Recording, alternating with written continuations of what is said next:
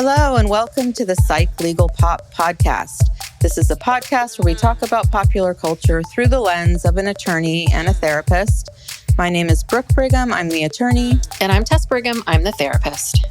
And today we are going to be talking about a new docuseries on Netflix.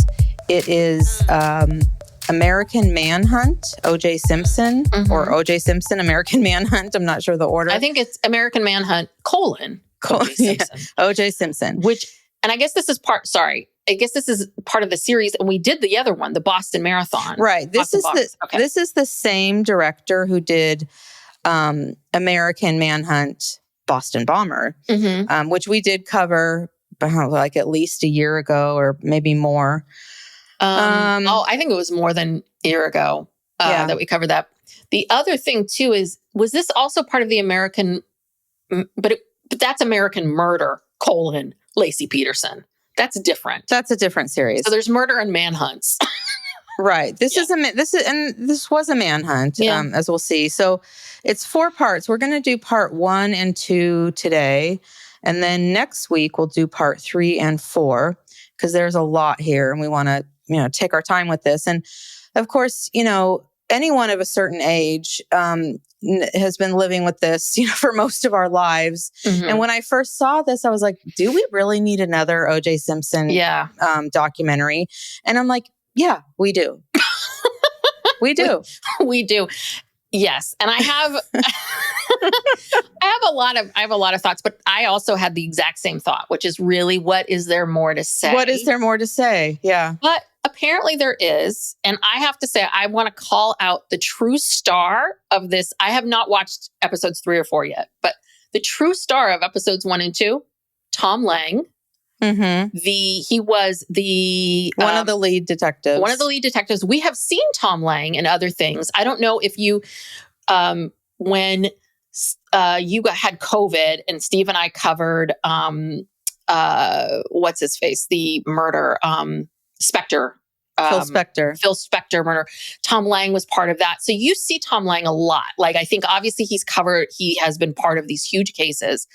But what I realized about all of this is that much like us Gen Xers, these people are in their fuck it stages. Like Tom Lang is, I'm retired. I don't care what any of you think about me. I don't care what I say.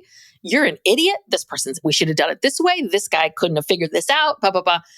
And I think that's what we're getting. I think this is my 2 cents. I don't know if this is true. I think some of it is maybe this is one of my questions to you was, are we getting certain materials that we haven't seen before because OJ is gone? Because he's passed on. Is that part of it? And I do wonder if that's part of it, is people are maybe speaking differently now that he's gone. The other part too is, you're getting people that are really like, they've had 30 years to think about this, and no one is trying to protect anyone's feelings anymore. Like none of this is about anything. I feel like that's what it felt like to me. It was like, I'm going to say what the truth is. And, I think, I don't think it's that. I don't think it has anything to do with that OJ's dead. I don't think anyone gives a shit, or, they would talk about it freely anyway. I think the big thing is that it's just time and perspective. Mm-hmm. And so, so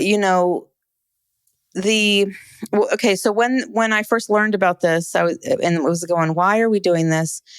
And then I listened to some interviews with the director, and I think he's a bit younger, and he was talking about kind of revisiting this story for people who didn't live through it and really don't know everything. And plus the fact that so much time has gone by and there is perspective. Yes. And a lot of these people, for whatever reason, I'm not sure why, they didn't really want to speak about it before. Christopher Darden has been famously hesitant to talk about this. And then in this, at least in part 2 here, he's just, again, he's in his effort era.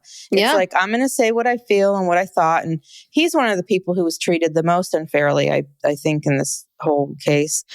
And so it's a combination of things. And there are people out there that don't know all of these details. Mm-hmm. It's hard for us to fathom that. But if you're 25 or 30, and it's also trying to capture the time, to capture what was going on in LA at the time, and how did this happen? And so there's so many things about this where we have so much more perspective now on race, on domestic violence, on all the components that were a part of this case. So it is worth taking a new look at it, and especially with these people willing to talk. And I can't remember if Kim Goldman has ever, I've heard her on podcasts. She had her own podcast where she interviewed people from this case, but I'm not sure how much she's ever talked before. Oh, I feel like she had. I feel like I've seen her a lot, and I think she's gotten a tremendous amount of unfair criticism for being too, like, you know, a lot of people have said, oh, can't you just get over it? It's like, no, it's her brother. And she said very clearly in the documentary, I'm here because I need to be here. And I think the feeling is her dad doesn't want to do anything. So it's only her and her father that can. And I think she feels like I have to keep showing up to tell people that there was another person involved in this. And this is my brother, and I love him and miss him terribly.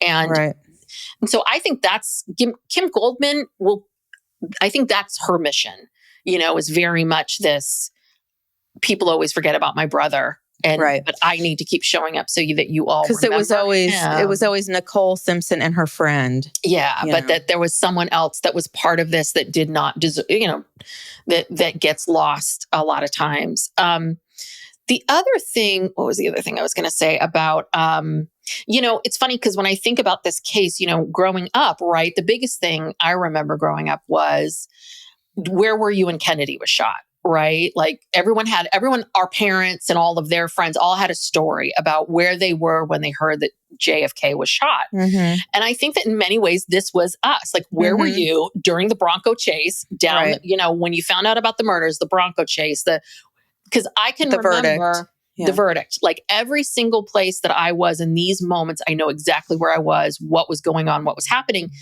And so, yeah, for our generation, this was very much that moment of like, where were you? And what did you think? And how did you feel? Yeah, and all of that.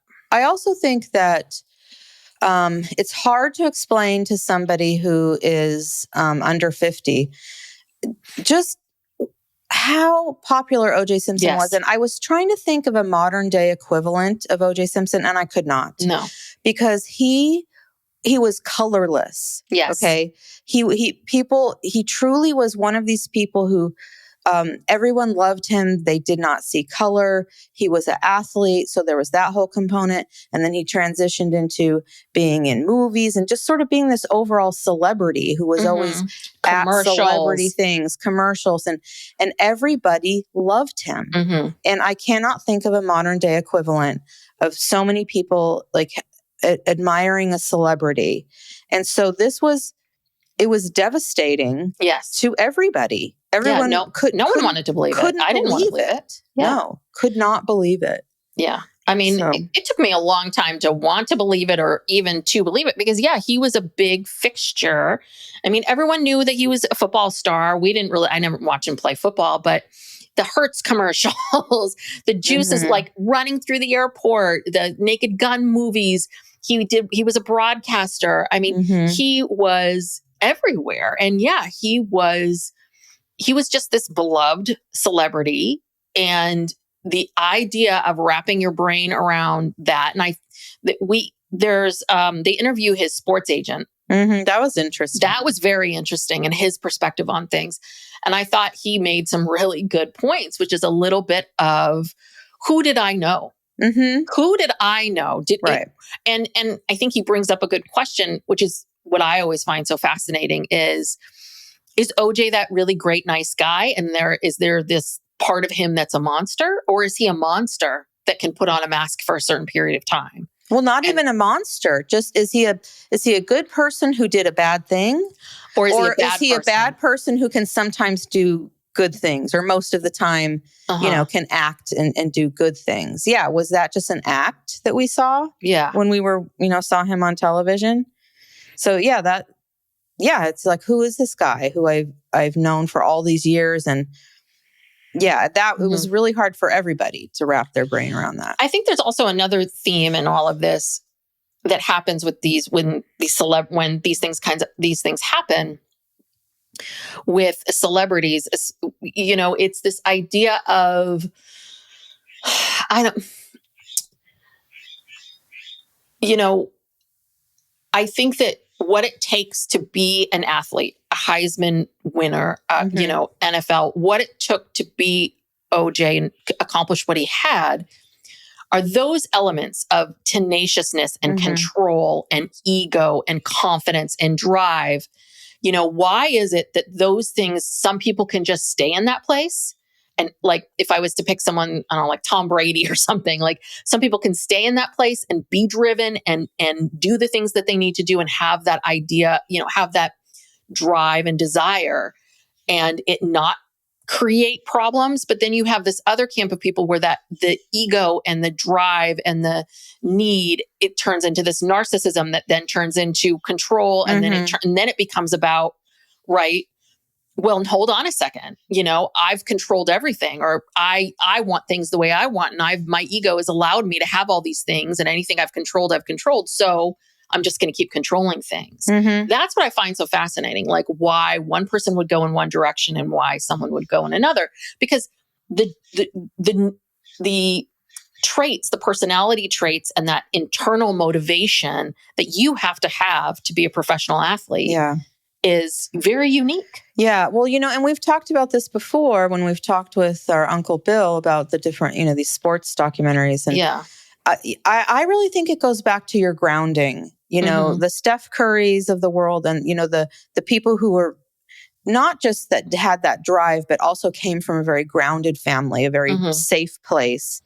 I think those are the people who maybe escape the traps of, as opposed to, I know O.J. Simpson's growing up wasn't great.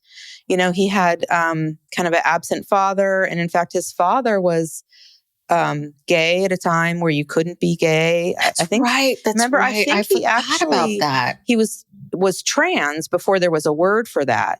People called it, all kinds of different things. But I think that his father, was a dancer in some kind of, club in San Francisco. And so there was all this shame about the father, and they grew up in poverty. What was it, Hunter's Point? That area of San Francisco. It's interesting because with so many of these documentaries, that's one thing. I like the documentaries where they talk about the childhood, because now I'm thinking, I can't remember which documentary told us about the dad, because the dad did show up in one of these documentaries that we covered recently. I can't remember, but that is really fascinating. And I wish they always give us all the details of the murder and everything that happened. It's like, can we go back to the beginning, please? Yeah. Can we go to like who he is and who he was and what? I'd love to talk to some psychologists about like why they think, what happened here. Yeah, it's interesting that people don't really delve that much into his childhood and his background, because there's a lot there. And also just in his early life, he had a daughter who drowned in the pool at Rockingham, and then he continued to live in that house. Yeah. He lived there with Marguerite and then later with Nicole, and a lot. There was a lot of stuff that happened. And I want someone to make a documentary that focuses on. And there have been. There's been so many documentaries, and some of them do, but it's never it's never the thing that people go to. Yeah, that's not what people focus on. So yeah, there's a lot here, and we'll talk about these different themes as we move along, I guess. So the first episode, I was a little worried after the first episode because it was like, well, we know all this, they kind of like go through the murder, like what happened and the witnesses who saw this or that. And okay, Mark Furman shows up and then Mark Furman shows up in person on the screen, and he has not spoken about this case since he pled the fifth, and he was, he pled no contest to perjury for lying on the stand. Did he do any time? No, no, he this was just symbolic because, famously he testifies about how he finds the bloody glove and this and that. And then on cross-examination, the defense already had it all lined up. Mhm. And they asked him, have you ever referred to Black people as, the N-word? And he's like, oh, no, never. And, and then they bring in these tapes of him using it quite frequently and people testifying about, that he's racist and he uses this word all the time. And then they bring him back to, try to recross or something. I don't know. And then he just pleads the fifth and he refuses to testify. And then, pleads no contest to perjury. So that's the last time we heard from him. Yeah. Yeah. And then here he is. Yes and no. Apparently, I think he writes books now. I think sometimes he has written about it. Yeah. But I think he also writes like true crime, maybe a separate something like that, as does Marcia Clark, apparently, writing true crime. Yeah. Yeah. One thing that came up a lot in the first episode, and it comes up in the second episode as well, is we meet a lot of people. We meet Jill Shively, the witness that saw him, fleeing the scene in the car and allegedly. Yeah. But then we learn, okay, bloody fingerprint on the back gate, never collected. Jill Shively never called to the stand. There were a lot of these. Like, they kept pointing out all the ways in which, like, this evidence wasn't collected, this person wasn't called, this wasn't brought into evidence. So why? I have some theories about this. Okay, so I think it's a combination. Why it was never collected in the first place, that's maybe sloppy police work. Yeah. But the evidence that they did collect, that they chose not to use at trial, probably it was one of two things. Either there was a problem with the evidence in the way it was collected, and they knew that. And they knew that Johnny Cochran was going to, rip them apart. And so they're like, well, we don't want to be embarrassed. We don't want to go near that. Yeah. Or they thought, we don't need this evidence, because you have to realize to present like one piece of evidence could take over an hour. Because you have to get the person on the stand. They have to explain how it was collected and the chain of custody and what they did. And, it's very tedious and time consuming. So in order to get one piece of evidence, it could take hours potentially. And then, they're going to be cross-examined about it and blah, blah, blah. And they didn't have a lot of time. They knew that the jury only has so much bandwidth. And also the judge is telling them too, we got to move this along. These people have been sequestered. They were sequestered for 8 months, the jury. Yes. And so, and the judge, and this is on television, it's being televised, which is a whole nother level. So the judge is telling them, look, you got to move this along, move it along. So they had to pick and choose. Yeah. What are we going to introduce? And it also could be that I think in a lot of these cases, they didn't think they needed it, because the prosecution thought that all the blood evidence, especially the blood trail going from the Bronco into Rockingham and matching the blood at the scene to OJ's blood and all of that, I feel like they felt that was strong enough. Like, that was enough. That's all you need. And then they also felt they were very confident in their assertion that this was a domestic violence case. And they really wanted to focus not just on the blood, but on the domestic violence. And so, if they introduced absolutely everything, they would have been there for 2 years. Yeah. So that's my theory. Yeah. Okay. That makes sense. I didn't know if at first I was like, are they trying to point out that there are all these holes? I figured it was something like, you got to pick and choose. And, I think that when it comes to the evidence, I think this is something that I personally had never thought of before, but the way in which it was presented to us in this documentary about this idea of too much evidence, like it was almost too good to be true, to the point where it's a little bit like all you need is one, you just need one. And we meet Johnny Cochran's, I guess the managing attorney, Carl Douglas. And I think we see him in the Ryan Murphy Made for TV, because I think an actor that I used to work with played that guy. And so I think we see him in the documentary, and he describes what's happening, and he talks about there was so much evidence. It's like this big giant bowl of spaghetti, and it's huge, and there's so much there, and it's like, oh my God. And then all of a sudden a cockroach shows up. And suddenly it's not just one string of the spaghetti. It's all the spaghetti. It's all the spaghetti. You don't want to eat any of the spaghetti. All the spaghetti is bad. And just the fact that they were like, in some ways, the fact that there was so much evidence worked to the defense's favor, because all you needed was to show something that everybody already felt and knew. They just needed, they needed confirmation. Yeah. Well, and that was the defense's, one of their main, if not the main angle with Peter Scheck, or Barry Scheck and Peter Neufeld, who were the DNA experts. And keep in mind, young people, this DNA stuff was new. Yeah. It was very new. And there weren't a lot of people trained in it or knowledgeable about it. So Barry Scheck and Peter Neufeld, who went on to found the Innocence Project, they were like the leading scholars of this in the United States. And Barry Scheck, during the defense case, he talked about this garbage in, garbage out. It's the same as the cockroach theory. Yeah. It's like if you have one bad piece of evidence, you can't trust anything that comes from that. So you have all this improper collection, and they show people, stepping over the blood, and, you're contaminating the crime scene, and you're not collecting the samples properly, and all of this. And he just kept saying that over and over again, garbage in, garbage out. So this is not reliable. You can't rely on any of this because it was all tainted, and it worked. Yeah.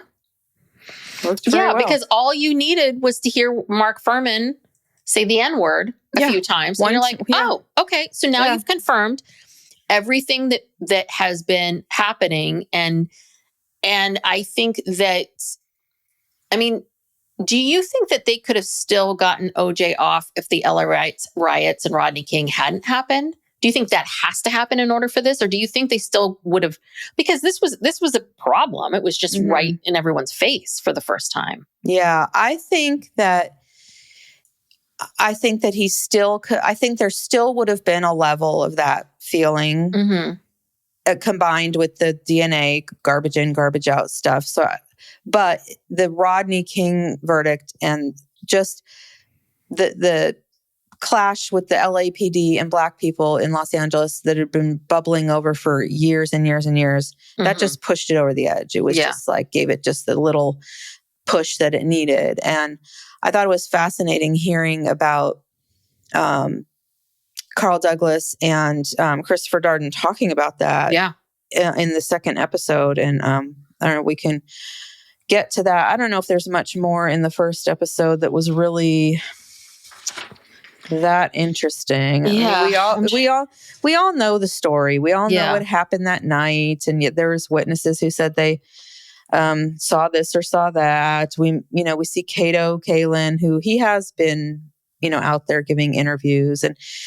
this poor guy, I really feel for him. He's just caught up in the middle, and he became kind of, he wanted to be like a serious actor. Yeah. And he came to LA and he's trying to work, and then he gets caught up in this, and then everybody forever sees him as, this kind of goofy house guest of OJ's, and it kind of ruined any chances he had people take him seriously. And I think that, and I don't blame him, because he was a struggling actor. I'm sure he was like, okay, well, people are offering me interviews and they're going to pay me, and people are offering me Hollywood Squares, or I can get this, or I can get that. Like, I would understand him being like, okay, I guess I have to take the opportunities, and maybe hoping maybe someday it would turn into something else. But yeah, this really changed the trajectory of his entire life. Like, this was not at all what he thought or wanted for his life.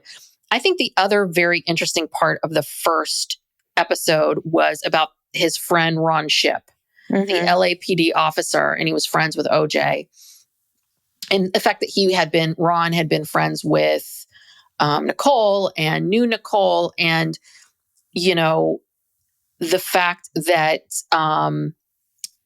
Ron Shipp, was it Ron Shipp that called Furman and said, hey, did OJ do this? Like, cop to cop, did OJ do this? And he wouldn't say, but just the realization, like hearing him talk about how he's realizing, like, oh my God, he did do this because of how he was acting and the questions that he had, and, some of these other things. I thought that was really, that's something we haven't seen so much before is what it's like to be a close personal friend of OJ's. I mean, very famously, Robert Kardashian, like everyone's thought that that's his story, right? Mm-hmm. His realization that, oh my God, I was here and I defended my friend, and oh, wait a second, you know?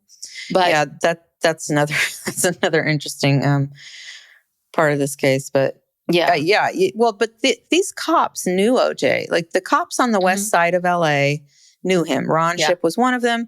He hung out with them. He would invite them over for barbecues and parties and pool parties and whatever else. And they also responded to his home several times for domestic violence calls. Furman had been there. Yeah. Yes. Furman had been there 9 years before. It was a New Year's Eve party. He was called there for a domestic violence incident. So everybody knew. Everyone in the LAPD knew this was going on, but it was like, but it's OJ Simpson. You know, and if you're nice to him, he'll invite you over to his mansion for a barbecue. Yeah. And oh my God, isn't that cool? So yeah. And then it went too far, obviously. And then Ron Shipp was kind of like, what? Like, this happened? You know, like how did we get here? But yeah, there's a cut. Speaking of Robert Kardashian, you know, famously, he is seen, there's, you know, video of this, you can just Google it. He's very involved in this whole thing. He is seen when OJ came back from Chicago, gets out of his car, limo, however he got there. OJ has a couple bags. He puts one bag down like on one side of him, and then there's another bag that's kind of off to the other side. It's a garment bag, like a Louis Vuitton garment bag, and it's just kind of sitting out there. And it's as if he knew what to do. Robert Kardashian walks over to that bag and picks it up and takes it into the house. And everyone speculates that there was something in that bag that implicated OJ, and Kardashian got rid of it. And there was also, they talk about a witness who was at the airport who said, Junis. Yeah, he says that he saw OJ getting out of the limo and that he put something in a trash can at the airport. He said it was something long.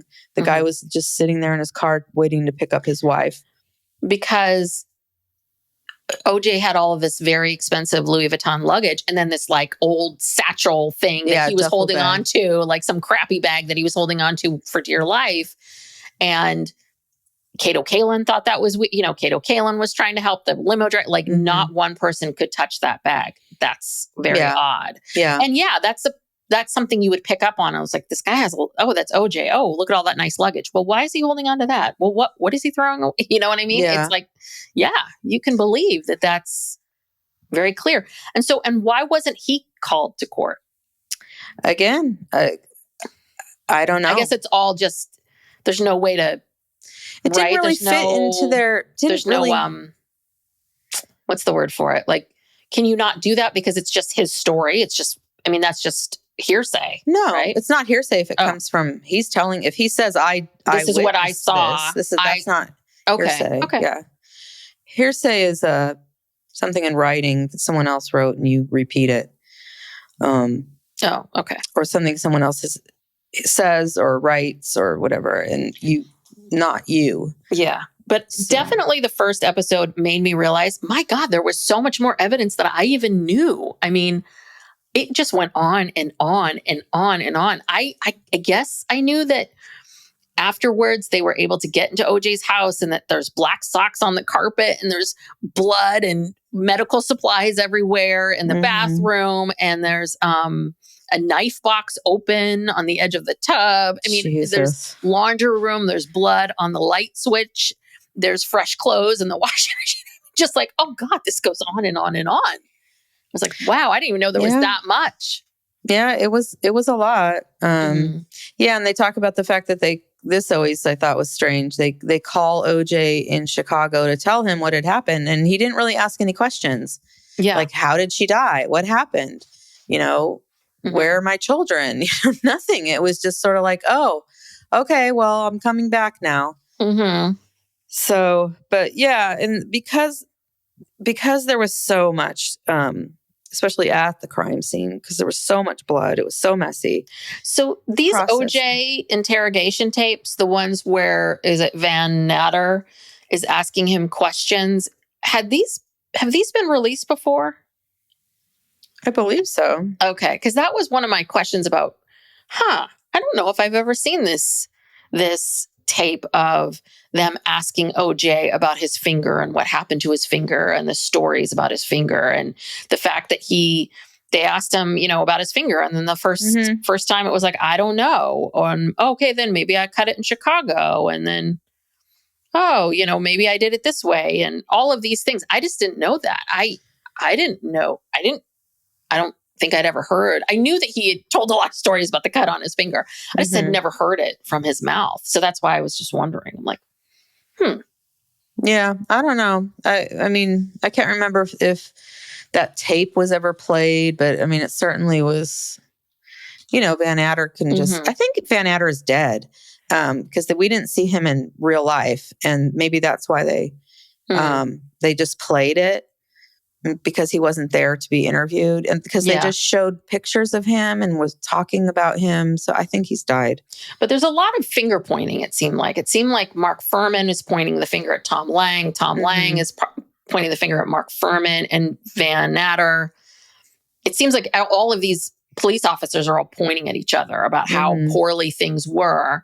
And it seems a little bit like the people that were taking orders, and I think Mark Fuhrman was one of them, that were a little bit younger, were a little bit like, listen, I was just following along with you, but now you're throwing me under the bus here because this didn't turn out the way we thought. It was a very chaotic, just process, the whole thing, I think, and that was what the defense could exploit. They could exploit how chaotic everything was. So anyway, so OJ comes back and within, I don't know, the funeral is like the next week. Within a day or two after the funeral, they get a warrant for his arrest based upon this evidence that they found at his house. And that's another thing too, that they were able to get into his house. I can't remember if they had a warrant or did Cato just let them in? I don't remember, but imagine if they somehow were never able to get into his house. I mean, they still had the stuff from the Bronco that was on the street. And why did he leave it on the street? If he would have just taken it into the gate, closed the gate, parked it inside, they would have had to have a warrant to get all of this. Yeah. If someone let them in the house. I mean, OJ should have stayed there and protected his home, but very chaotic. Well, obviously as we see, he's not a sophisticated murderer. No. This is his first murder that we know of. Yeah. So anyway, this is where Tom Lang gets real hot because, instead of just going to OJ's house with the warrant and arresting him quietly, the LA, I don't know if it was it Gil Garcetti, the DA, or who was the guy who was the chief of police? Yeah. So Gascon. Gascon. So and this is a different Gascon Maybe than he's the guy. related. I don't know if he's related. Because I was looking at him going, so what's the other guy's name? The George Gascon. George. Okay. So I was former yeah. DA. I don't know if they're related or not, but anyway, they wanted to have this perp walk. Yeah. They wanted him, instead of him just surrendering or what, I don't know. They wanted to make some media spectacle out of it. They wanted to be heroes. I think they wanted to be heroes. And that's the thing, right? It's this weird thing of them thinking, okay, if we do this thing with OJ, we'll look like these big, bad, tough cops and we've arrested him and here we go. Not really knowing that even if that had all happened, I don't think people, the sentiment towards him that's not how people saw him. No. No, so not at all. It was a little out of just lack of understanding of what was going on. And then again, we've got OJ that has a huge ego. And so we're already seeing the LA Police Department has a huge ego, right? Their ego. So if they had checked their ego, which is what Tom Lang was trying to say, right, this would be very different. Yeah. And so he's not at home. He's at Bobby's house, Robert Kardashian. Mhm. And again, at the time, he's officially being represented by Robert Shapiro, who is just a celebrity lawyer. Yeah. He's not, not equipped to, he's not used to dealing with all these issues involved in criminal defense. And so this gets kind of really bungled up. And so anyway, he's at Bobby's house, and then all of a sudden he's gone. Yeah. He just took off, and he left a note. Yes, the infamous note.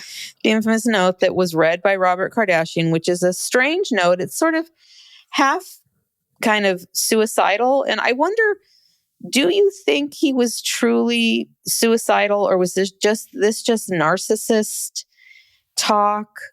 Because it's kind of an odd letter. I think this is what his sports agent was talking about. And I think this is what we see throughout this, which is OJ likes control, and that desperate need for control and the ego, again, has helped him in many ways. But I think that he I don't know. I just think that his narcissism, I agree with what Tom Lang said, which is his narcissism would never let him truly hurt himself. Mm-hmm. But I think the note was very much this: how do I project out to the world that same image of being a hero and being a wonderful person? And also, I think his subconscious of what really was happening, because he's talking around it, right? He's guilty and he's pretending like he's not guilty, but I need I can't have you all looking at me like I am guilty. So I need to project out to you that. And I think many times this is a bit of a go-to for people, where it's like you become the victim.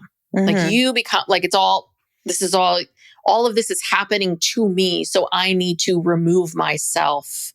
I am broken. I am this, I am hurt. Yeah. Nicole did this. Nicole did this to me. Like, I just loved her, and she, and she's gone now. And now you're all looking at me like I'm a murderer, and that's not okay. So how dare you? And so because of that, I'm just going to go off somewhere. Mm-hmm. I mean, it's I think Tom Lang really had his number. That's why I liked him.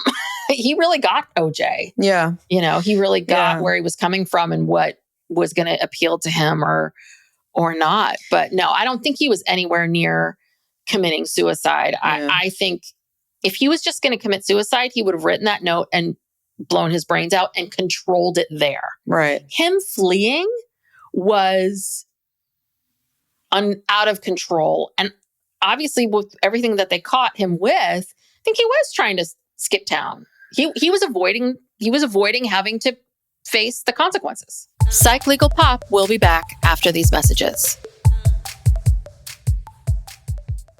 Yeah, but okay, so the story that why am I blanking on his AC? Mm-hmm. AC Cowling's his best friend, who they have matching white Ford Broncos. Yes. The story AC said was that because they were coming from Orange County, so that's where Nicole was buried, because she's from Laguna Beach, that they went to go visit her grave. And so they're on their way back. They're coming up the 5 freeway. Now you're going to hear a lot of California freeway talk. Yeah. We call freeways the number, the 5. So they're going north on the 5, and they get to the intersection of the 5 and the 405, which is called the El Toro Y, because it's near El Toro in Orange County. It's a big interchange. And somebody spots them.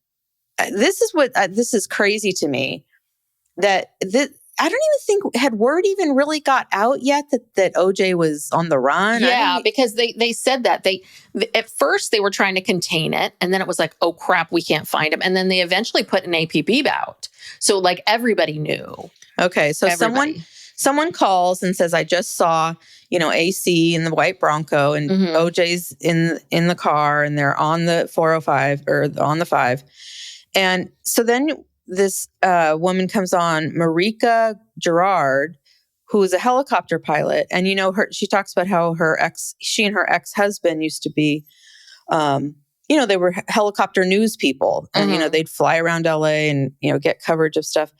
And so her ex-husband is a trans woman who named Zoe Tur, who is, they're the parents of Katie Tur, who's on MSNBC and who was a political reporter. Okay. Yeah. Just some LA history. Yeah. But yeah, they were a very famous couple. They for years were, this couple, and you saw how she's hanging out of the helicopter. Yes.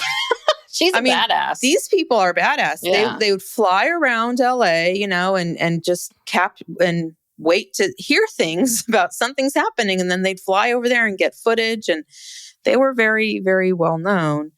So yeah, so pretty soon, everyone knows exactly where he's headed. And so he gets on the 405, and he's driving back towards his home. So you don't think he was trying to flee? So why all the money and the passport and the outfits? Do you think that he was originally going to go visit Nicole and then maybe go down to Mexico? And then they decided, okay, let's circle back?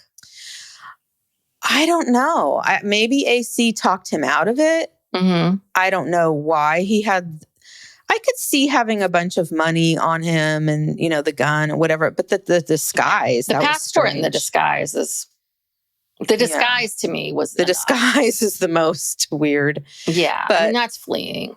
I don't know. But what was he going to do? Where? I don't know. I don't know what he was doing. But anyway, they were basically heading back in the direction of OJ's house, and so then AC calls somebody. Did he call Lang, or I don't know who he calls, but he says he has OJ with him. And OJ has a gun to his head, and that OJ just wants to get home, just wants to get back to Brentwood, wants to get home. And so this is this where the second episode starts, or we're already in the second episode? Yeah, we're in the second episode, because the second episode is very much just about the chase. Okay. Yeah. So this is what I was really stunned. My memory, I didn't remember the sheer number of people who were lining the freeway, lining the overpasses with the signs, saying "Go Juice" and the juice is loose and all of that. I mean, thousands and thousands and thousands, tens of thousands of people heard about this, low speed chase, and they were pulling over on the side of the freeway, stop traffic. Everyone's pulled over just to watch. And they were cheering him on. Yeah. They were cheering him. And, the way that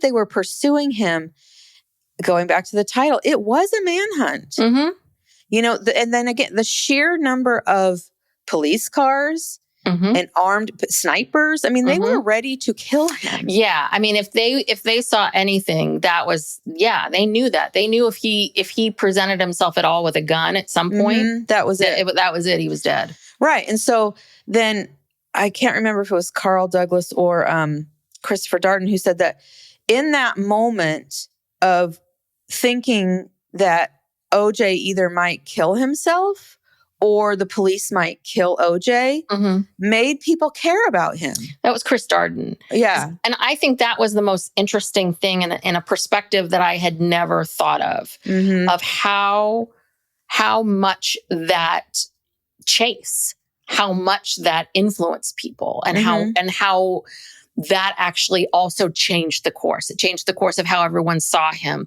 Because again, I was in LA at this time, and, you hear about the murder and you're trying to wrap your brain around it and you just can't believe it. You just don't want to believe it. Like, no, there's something off about this. No.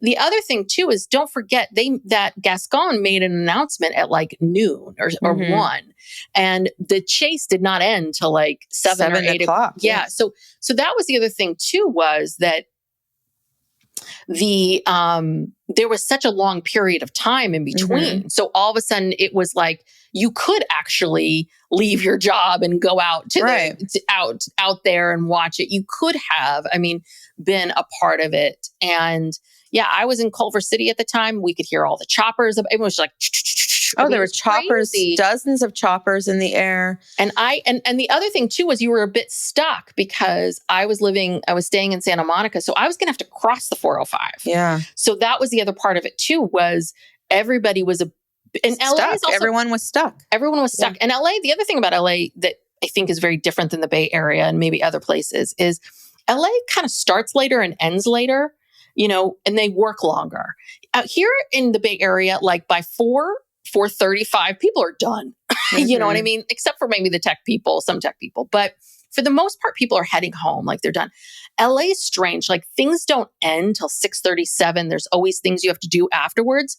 So that's the other part of it too, is everyone was kind of at work. Everyone was somewhere with a group of people watching this. People weren't home, Yeah, no, this is going through a big city and the city of LA, like the Wilshire, like all this is where all the big buildings are. And these are people coming out of work, coming out of buildings and lining the freeways, and people traveling, from even long distances just to get a glimpse of what was happening. And so 95 million people watched that pursuit. Yeah. I mean, it's crazy to think about that. This is how everyone got. So that combined with what had happened 2 years earlier, where, 4 white cops were acquitted by an all-white jury for beating, savagely, almost beating to death Rodney King. And it was all caught on tape. And that led to one of the worst riots in American history in South Central Los Angeles. And it was horrible. And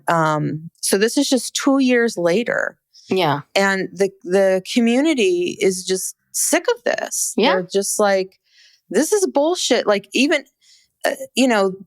forget about that it's even OJ. I mean, that's part of it. But it's like, oh my God, we have another thing where a Black man is being accused of something and these white police are hunting him down and treating him like right or wrong. It didn't matter. It was the perception. It was the perception that they are hunting him, and everyone just got on board with OJ. Yeah.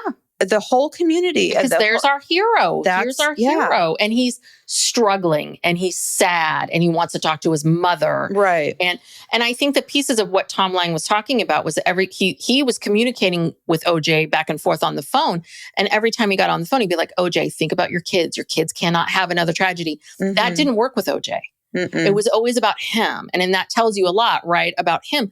But again, at that time, that little narcissistic subtlety that really tells you a lot about who OJ is and why he would do this thing is in that moment in this big spectacle kind of way. Well, that doesn't matter. That doesn't matter. You're being chased. And the Rodney King tape, it was, I can't remember where I was when I first saw it, but it was utterly shocking. Horrific. Just horrific to watch, horrific to see.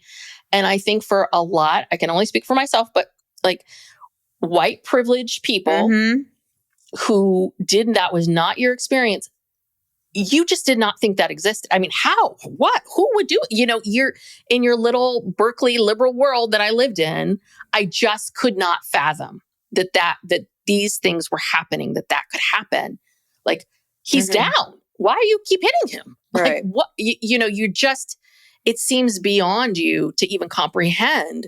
So it was very shocking. And it was just like, oh crap, this is happening again. And now it's the juice.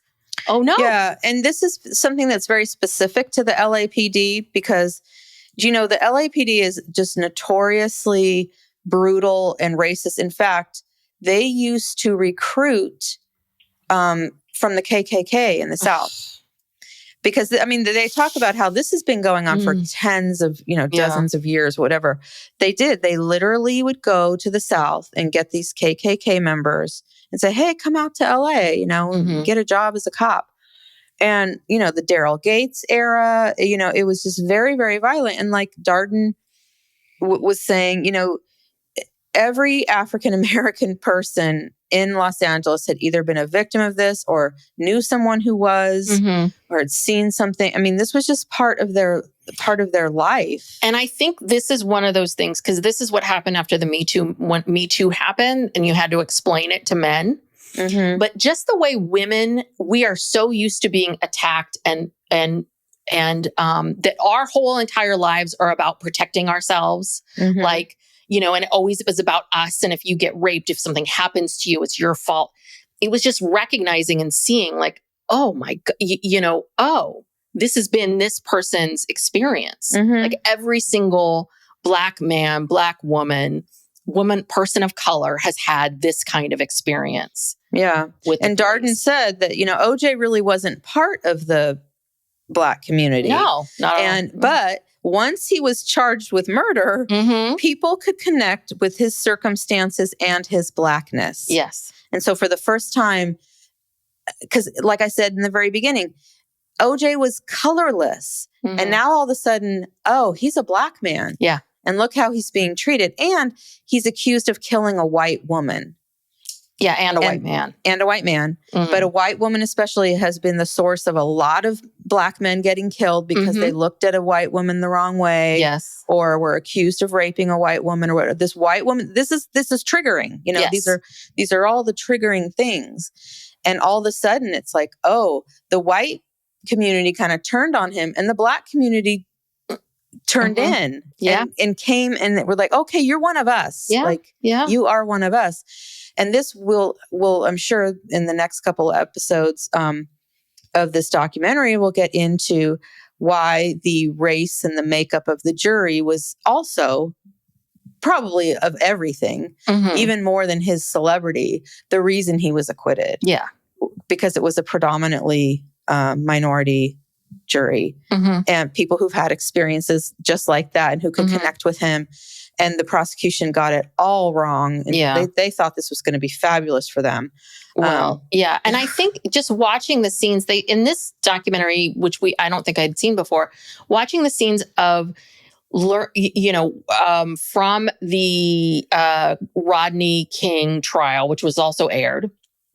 I didn't watch that, but you see scenes of them asking one of these detectives, like as he's beating poor Rodney King down, and it's like, well, does this seem like excessive force? And you're watching this and you watch this guy go, no, I don't think that's too excessive. And then you see the verdict, not guilty. And you see, I guess they got shots of people in various communities, how they reacted to it. And you see, I think it's at this coffee shop or something, or a restaurant or something. You just see tears coming down, like this Black man's face, like just yet again. And I think that was the big piece of it, is like, we got to win. Like, we're just sort of sick of this, sick of Black men being treated this way, and sick of white cops getting away with it. We're just sick of it. And it just symbolized it. Right. Well, and this case is a classic example of jury nullification. That this is the definition, is when it doesn't matter what the evidence is, nobody cares. Yeah. They are sending a message. They are not going to convict this man. This is payback. This is punishment for decades and decades of the LAPD, treating Black men like they're not human. And pure and simple. And, there were a lot of Black women on the jury, and somehow they didn't think that women would, connect to this. And it's like, hello, you're talking about their sons. Yeah. Their sons have been their victims partners, of this. Their sons, their nephews. Yeah. Exactly. Just because you're a woman doesn't mean that, all this, you're just going to automatically, side with the prosecution. I mean, they got the jury thing very wrong, but the jury was also on their own trajectory of no, enough. This is payback.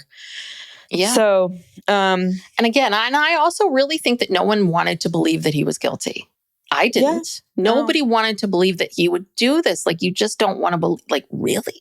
Huh? Even Black people didn't want to believe it, because I at the time, I had several, Black male friends say, oh, well, OJ didn't do it, but he knows who did. And it's like, okay, well, if he knows who did, then was he there?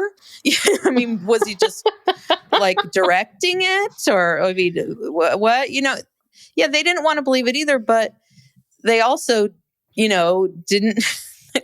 It's complicated. I don't know. I can't say what they were thinking, but yeah, nobody wanted to believe this. This was just not. Now, this I thought was interesting, and this is a fact I had never heard before, which is, so 8:47, OJ's finally in custody. Mm-hmm. And I think it was Tom Lang who was able to talk him into like, hey, this is what's he figured out, I need to make this man seem like a hero to people, to get him out of the car without the gun so he won't get shot, so that we can arrest him safely. And so they finally get him in custody, and apparently they're driving away, and OJ says, what are all these N-words doing in Brentwood? Yeah. I'd never heard that before. Had you heard that? Yeah, before? I'd heard that. Yeah. Okay. That was a little that was shocking too. And I think that shows you a bit of, right, like the life that OJ had been living, and maybe how he saw or he perceived. I don't know, people of his own community. I don't know. Yeah, because he really didn't. It seemed to me, I don't know. Well, I mean, his best friends were not white, obviously. I don't know. But I mean, it's not like he was out in the community doing work for causes and yeah. And that was another thing too, which I think gets lost sometimes. Is he was not somebody who was exactly what you're saying. He was not, maybe he did charity golf games, but he was not a charitable. It's not like you mentioned Steph Curry. Like Steph Curry and his wife, Aisha Curry, very famously, when COVID happened, they were making, I know they did it locally, like they were making sure that kids were getting lunches. Like, that Steph Curry is he and his wife are very involved in their community it was lunch for everybody. But that was not how OJ was seen. That's not at all who he was. And, we all famously know that when the jury went to his home, that Johnny Cochran changed all the art and all the pictures, like took down all of the white people of him pictures with his of white people, and put up a bunch of black art and stuff that wasn't him. Yeah, to make him seem different. Yeah. It was very ironic, that he was having this effect. But again, it really wasn't about him. It was just a symbol. It was a chance to get back at the LAPD and to, basically kind of point out that they're idiots and racists and, and whatever else. Well, and they also point out that, right, because also Shapiro, who wasn't as savvy as Johnny Cochran with this stuff, he did, though, ask for a speedy trial, which actually was very smart because they knew it was going to take time. Forget all that blood evidence and DNA and all that takes time, but they were going to play that. But it really put people, I mean, what happened was that for the first time ever, this is another thing that we talked about this too, where you're innocent and you get convicted. And if you don't have any money, who do you have? A public defender, or someone who doesn't have as much money, doesn't have resources or time to focus on this. It was almost like this was the flip of it. It was almost a little bit like you had this defendant who had this dream team of people that could drop everything and work on this for the entire time versus Marcia Clark and Krista, you know what I mean? And they had less. In many ways. Yeah, they had less resources than OJ. Yeah. Yeah. And that's never happened before. Like that is a big giant, you don't see Although that. I should say that they maybe had less attorneys working on the case, although they have an entire office, district attorney's office of people working behind the scenes. But, they have unlimited money, they can hire the best experts, they can do all of that, but so could OJ. Yeah. And he did. And it worked. I mean, but again, it wasn't just that. It was all these other factors that we're talking about. It was a perfect storm of things. And, going back to, the surrender or at when he finally got home and the chaos of just the helicopters, the police cars, people like in bushes, and they had no control over this whole scene. They had a sniper who was ready to shoot him if he got out of the car with a gun. Yeah. And at that point, I think, is that when his agent says, he tells Lang, he's like, let me get him out. Let me help you. Because he didn't trust that, he says, LA will burn if you shoot OJ. Oh, yeah. Because if they shot OJ and OJ went down, then boom, that's a riot right there at Rockingham. Right. And the people are already there. Like people are already out on the street pissed. So, no. I was shocked, again, having not seen this footage in so long, is seeing the overhead footage of how many people were on the scene and in the streets and in the bushes. It was such chaos. It was like, oh my God, it was crazy. It is a miracle that he didn't get shot because literally he's still in the back seat. They're still negotiating with him. He's sitting in the driveway in the back seat. I think AC gets out of the car. Yeah. And he goes and talks to the cops, and then he goes inside, and then all of a sudden from nowhere, his son Jason comes running out. I'm surprised Jason didn't get shot because he literally came running out of the bushes practically up to the car and is like yelling at his dad, through the window, whatever. And then they get him to go away. And somehow OJ managed to get out of the car without a gun and not get shot. I mean, that was a miracle, honestly. Yeah. It's crazy. Yeah. Well, that was the last thing that was their biggest fear, is that they were going to shoot OJ. They were going to have to. And LA would have burned. Oh, yeah. if that had happened. Yes. Yeah. And also, too, talking about how OJ really wasn't, this kind of guy who's known for civil rights, bringing in Johnny Cochran, someone who was very involved in civil rights work as a lawyer for his entire career, and like police brutality cases and all of that. So that gave him a lot of respect and cred. Who was that? Darden that was talking about that, or was that his associate that Carl Douglas? I can't remember. I think it was. I think maybe it was Darden. But yeah. Yeah. And I do think that is one piece of this that is different than what we've seen in the past of the people that have commented. Because in the past, we've usually seen Marsha Clark talk about this. We've sseen but to hear these two Black men, both on opposing sides, saying, listen, this was how everyone, they had different positions, but they very much were on the same plane of how they understood what was happening. They understood, and they knew exactly how that felt. And I think that's what's so unusual about this. Yeah. And I always felt for Christopher Darden, because I felt like, he's the lone Black person, Black man on this prosecution team. They put a lot on him. He was the one who was supposed to be, he was doing the domestic violence aspect of it. Like Marsha Clark was more doing the blood evidence and, all of that. And I think that he really felt like he failed Nicole and her family. And he famously, at the press conference after the verdict, really broke down. And he was really, for many years, didn't want to talk about it, wasn't seen. I think he must have wrote a book, but everybody wrote a book. Yeah. Every attorney on that case wrote a book. But yeah, I mean, I just felt like he just had more than just so much pressure on him, and then pressure from his community. Yeah. And he did talk about how, because he's from the Bay Area. I think he's from, I want to say like Richmond or somewhere near there, but Vallejo maybe. I don't know, but he's from the Bay Area, and when he would come home and people were mad at him. Yeah. People from his community here, Black community, were upset with him. And, it wasn't easy for him. Yeah. So fascinating. Yeah. This case, I don't know. This case never gets old. It's, and again, it's the passage of time does help see things differently. And, this really was the trial of the century, as they say. Yeah. In terms of so many different things.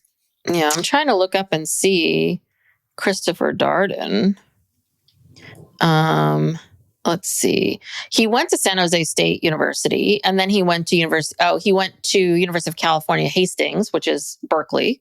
No, that's San Francisco. Oh, that is? Oh, okay. Sorry. I was thinking of Bolt. Is that Bolt? It's not even called Bolt anymore. It's called something else. But yeah, no, he was born in Richmond, California, the fourth of 8 siblings. And then he went to San Jose State. Yeah. Interesting. Yeah. I mean, and then we hear about the spaghetti and the cockroach and the spaghetti, and you knew immediately when he talked about that cockroach. I'm like, oh, this is Furman. And that's all. And truly, I mean, and in some ways, there's a little bit of this F around and find out a little bit. Like, it didn't take much. You know, it didn't take much for them to find that one of the lead detectives was using the N-word, and because he wrote that screenplay or whatever it was, like the way in which he spoke. So if it was that easy for them to figure that out with this guy, then that shows you very clearly how bad the LA Police Department was. Do you know what I mean? Well, we just saw it with the Rodney King officers. I mean, but that's the thing. It doesn't take much. It's a little bit like they didn't even have to hunt. They didn't even have to really like search that far, right? To find. They weren't digging. I think that woman came to them, and was like, "Hey, did you know this?" Yeah. He gave an interview to some woman. Yeah, he had written a screenplay or he was pitching something. Anyway, she had receipts. She had the audio.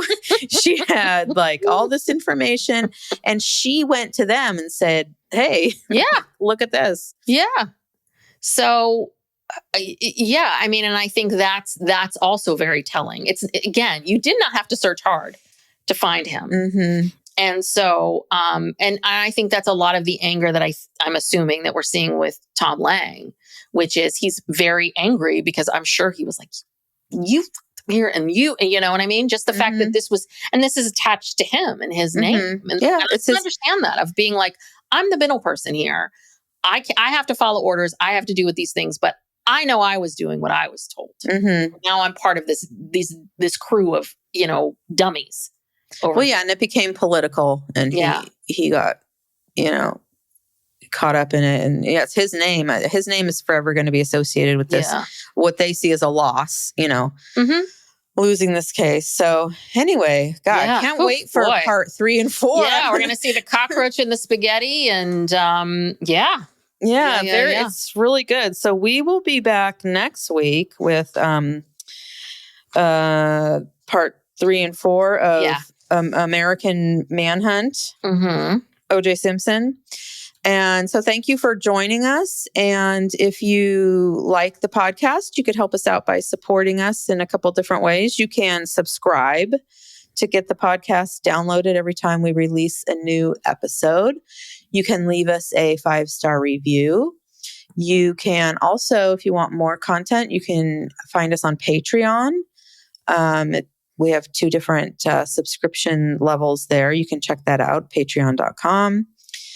And we'll be back on Friday.